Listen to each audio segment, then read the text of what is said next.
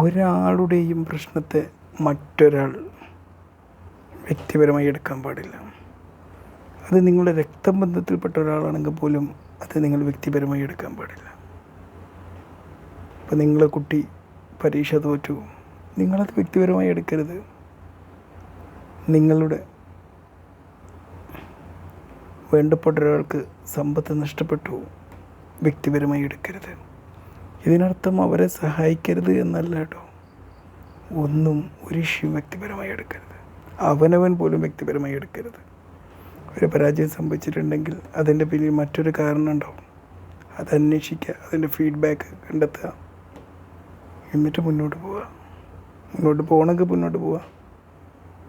ഇനി ജീവിതം ഇങ്ങനെയൊക്കെ ആയാൽ മതിയെങ്കിൽ അങ്ങനെയൊക്കെ ആയിക്കോട്ടെ, കുഴപ്പമില്ല. എങ്ങനെയായാലും മരിക്കാൻ നിശ്ചയിക്കപ്പെട്ട തീയതി വരെ നമ്മളൊക്കെ ജീവിച്ച് പോകും. അത്രയേ ഉള്ളൂ. പലപ്പോഴും പല രക്ഷിതാക്കളും ഒരുപാട് സമ്മർദ്ദത്തിലാവുന്നത് സ്വന്തം കുട്ടികളെക്കുറിച്ച് ആലോചിച്ചും അവർക്ക് വേണ്ടി നമ്മൾ നിശ്ചയിച്ച ക്രൈറ്റീരിയകൾ ആലോചിച്ചിട്ടൊക്കെ ആയിരിക്കും. വെറുതെയാണത്. ഒരു കാരണവശാലും ആവരുത്. ഒരു പ്രോബ്ലം ഓരോ മനുഷ്യനും മറ്റൊരാൾക്ക് ഓരോ പ്രോബ്ലം നൽകും. ആ പ്രോബ്ലം ഓരോരുത്തരും സോൾവ് ചെയ്യേണ്ടത് മാനസിക സമ്മർദ്ദങ്ങൾ ഉണ്ടാക്കിക്കൊണ്ടല്ല. ഒരു കാരണവശാലും മറ്റൊരാളോട് നമ്മൾ ദേഷ്യം പിടിക്കുകയോ മറ്റൊരാളെ നമ്മൾ കുറ്റപ്പെടുത്തുകയോ ഒന്നും ചെയ്യരുത്. അതൊക്കെ നമ്മളിലാണ് അതിൻ്റെ മാറ്റം ഉണ്ടാവുക. മനസ്സിലായില്ലേ?